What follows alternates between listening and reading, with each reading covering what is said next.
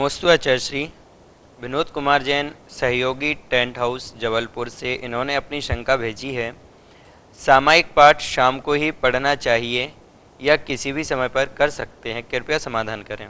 सामायिक तो संध्या काल में की जाती है और सामायिक पाठ जो है वो संध्या काल में पढ़ सकते हैं। लेकिन सामायिक पाठ जो है 24 घंटे में आप कभी पढ़ो तो कहीं कोई बाधा नहीं है, क्योंकि समता रूप परिणाम तो कभी भी किए जा सकते हैं। और सही रहेगा कि आप हमेशा ही सामायिक पाठ पढ़ो, हमेशा ही समता में रहो। समता में रहने से हमारे राग द्वेष समाप्त होंगे, राग द्वेष समाप्त होगी तो वीतरागता के अंश प्रकट होंगे, वीतरागता के अंश प्रकट होंगे तो हमारा मोक्ष मार्ग भी थोड़ा आगे बढ़ेगा। तो सामायिक पाठ में क्या है, हम सभी जीवों के लिए सुख की भावना करते हैं, मैत्री भाव रखते हैं, जो करुणा भाव जो जीव दुखी हैं उनके प्रति करुणा का भाव रखते हैं।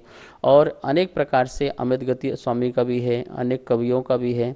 तो हमें सामायिक पाठ जो है कभी भी पढ़ सकते हैं, कहीं कोई बाधा इसमें नहीं होती, कोई दोष वाली बात तो है ही नहीं है।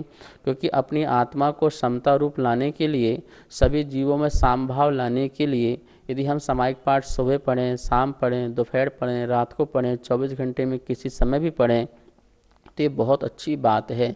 लेकिन जब सामायिक करते हैं, जो संधि काल हैं, उन संधि काल में भी सामायिक पढ़ते हैं, सामायिक पाठ भी पढ़ते हैं तो ये भी और भी अच्छी बात होती है। नमोस्तु आचार्य श्री। सुमन जैन, बरेली उत्तर प्रदेश से, इन्होंने अपनी शंका भेजी है। निष्कुट क्षेत्र में रहने वाले स्थावर जीव, वहाँ पर धर्म द्रव्य का अभाव है, तो एक प्रदेश से दूसरे प्रदेश तक धर्म द्रव्य के बिना तृष्ण नाली में प्रवेश कैसे करें? कृपया विस्तार से समझाएं। 3 लोक में जो कोणे हैं वो निष्कुट क्षेत्र कहलाते हैं और वहाँ पर जीव एक इंद्रिय आदि पाए जाते हैं। धर्म द्रव्य का अभाव नहीं हो सकता। जब एक इंद्रिय जीव वहाँ पर गया है तो इसका मतलब धर्म द्रव्य था। 3 लोक में पूरा ठसाठस धर्म द्रव्य अखंड रूप से एक है। निष्कुट क्षेत्र हो, बात बलय में ऊपर तक, तीनों बात बलय में ही धर्म द्रव्य होता है। तो धर्म द्रव्य का पूरा अभाव नहीं है, पूरे असंख्यात प्रदेशों में धर्म द्रव्य पाया जाता है। आप स्वयं सोचिए, जब निष्कुट क्षेत्र में जीव वहाँ पहुँचा है तो किसके कारण से पहुँचा होगा? धर्म द्रव्य तो रहा होगा, तभी तो वहाँ पहुँचा है। और जब आना होगा तब भी धर्म द्रव्य लगेगा। तो इस प्रकार से धर्म द्रव्य का अभाव नहीं है, वहाँ पर सद्भाव है और उसी के निमित्त से वह तृष्णाली में अंदर आ सकता है और आकर के कहीं भी जन्म ले सकता है। इस प्रकार से पूरे 3 लोक और 3 लोक के जो संपूर्ण वात वलय में धर्म द्रव्य का सद्भाव रहता है। नमोस्तु आचार्य श्री। प्रशांत संघवी, कनाडा से, इन्होंने अपनी शंका भेजी है। जब बच्चा जन्म लेने के बाद 5 दिन के अंतराल में ही मृत्यु को प्राप्त हो जाता है तो उससे आयु कर्म का बंध कब हुआ होगा? कृपया समाधान करें। किसी भी जीव का जो जन्म है, जन्म के बाद अंतर मुहूर्त में उसका कभी भी आयु का बंध हो सकता है। देखिए, अपर्याप्तक काल में भी जो जीव अभी पर्याप्ति पूर्ण नहीं कर पाया है और मरण को प्राप्त हो जाता है तो वही भी तो आगे के भव के बंध बांधता होगा आयु कर्म का, तभी तो आगे जन्म लेता है। तो उस अपर्याप्तक काल का जो समय अंतर मुहूर्त है, उस समय भी वह जीव जो है आयु कर्म बांधता है और बांध करके अगले भव में जाता है। फिर तो ये आप 5 साल की कह रहे हैं, 5 वर्ष की कह रहे हैं, या 5 महीने की कह रहे हैं, या 5 दिन की कहो, इसमें तो आयु कर्म के बनने के लिए उसके पास बहुत समय है। अपने परिणामों से वो जिस प्रकार का परिणाम करे, चारों गति रूप परिणाम जिस प्रकार से होंगे, उस समय उसका आयु बंद होने में किसी प्रकार की बाधा नहीं है। जब अपर्याप्तक काल में भी जीव का जो है वह बंद हो जाता है और तो फिर ये तो पर्याप्त जीव हो चुका है 5 दिन का, तो उसमें भी यदि उसका बंद हो जाए तो कहीं कोई बाधा इसमें नहीं है। उसके परिणामों के अनुसार कभी भी किसी भी वक्त उसका आयु का बंध हो सकता है। वैसे आयु तो आयु कर्म के त्रिभाग में बनता है। जितनी 5 दिन की आयु मान लो है तो उस 5 दिन का त्रिभाग बना लें और उसमें आयु का बंध हो जाए। ना भी हो तो अंतिम जो आयु अंतर्मूर्त की बची हुई है उसमें वह अगले भव की आयु का बंध बांध लेता है जीव। इसमें कहीं कोई आगम से बाधा नहीं आती है। नमोस्तु आचार्य श्री। बाहुबली उपाध्याय, सोलापुर महाराष्ट्र से, इन्होंने अपनी शंका भेजी है। छदमस्त का अर्थ क्या होता है? कृपया अर्थ स्पष्ट कर समझाइए। जब आप लोग शास्त्र पढ़ते होंगे तो अनेक प्रसंगों में छदमस्त शब्द आता है। ये जीव छदमस्त है, तो इसका अर्थ क्या होता है? छद्म मतलब होता है अल्प। छद्म का क्या है? अल्प। अल्प में जो स्थित है, जिसका ज्ञान अल्प स्थित है, जिसकी शक्ति अल्प है, जिसका सुख अल्प है, वो सब छद्मस्थ कहलाते हैं। केवल ज्ञान जो है छद्मस्थ नहीं है, लेकिन मति ज्ञान, शुद्ध ज्ञान, अवधि ज्ञान, मना पर ज्ञान वाले जीव क्या कहलाते हैं? छद्मस्थ कहलाते हैं। क्योंकि जब तक पूर्ण प्राप्त ना हो, कोई चीज़ की पूर्णता ना हो, तब तक उसमें आगे पूर्णता प्राप्त नहीं होगी, तब तक वह जीव छद्मस्थ कहलाता है। उसका काल कौन सा काल कहलाता है? छद्मस्थ काल कहलाता है। जैसे मुनिराज भी हैं, श्रावक भी हैं, अभी पूर्ण चारित्र वाले नहीं हैं, पूर्ण ज्ञान वाले नहीं हैं, पूर्ण सुख वाले नहीं हैं, तो वह अवस्था उनकी कहलाएगी छद्मस्थ काल की अवस्था कहलाएगी। तो मति ज्ञानामण कर्म के उदय से जो जीव को ज्ञान हो वो छद्मस्थ ज्ञान कहलाएगा। इसी प्रकार से शुद्ध ज्ञान लगाएंगे, इसी प्रकार से वीर्यान्तरा कर्म की शक्ति लगाएंगे, तो आपको अर्थ समझ में आ गया होगा। छद्म मतलब होता है अल्प, इस मतलब स्थित, जो अल्प अवस्था में स्थित है, ज्ञान से भी, सुख से भी, शक्ति से, वो सारे के सारे जीव जो हैं वो छद्मस्थ कहलाते हैं।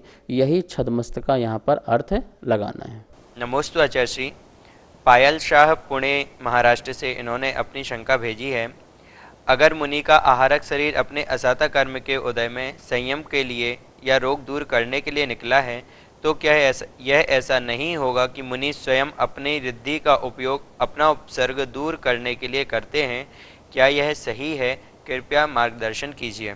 आहारक शरीर, जो आहारक रिद्धिधारी मुनिराज हैं छठे गुण स्थानवर्ती में, उनको यह उपयोग में आता है, व्यापार में आता है।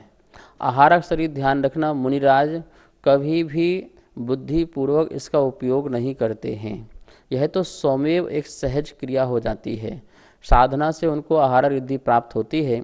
उनके मन में कोई शास्त्र को समझने में या चिंतन में किसी विषय को लेकर के शंका पैदा होती है, तो आहारक शरीर स्वमेव ही वह भगवान के समोषण या केवली शुद्ध केवली को स्पर्श करके आता है या सुन के आता है, और उनका शंका का समाधान हो जाता है।